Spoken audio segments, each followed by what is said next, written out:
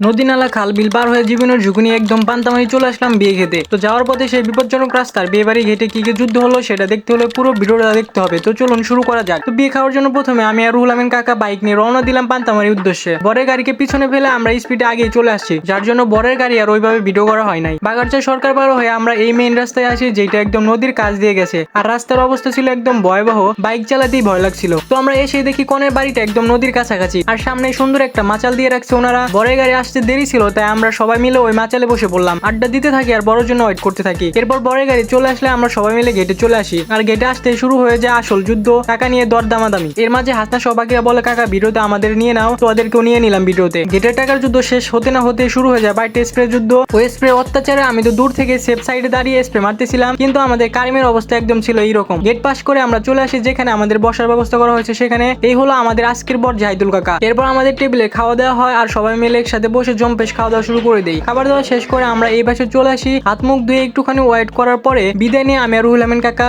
আবারও বাইক নিয়ে রওনা দিলাম বাড়ির দিকে।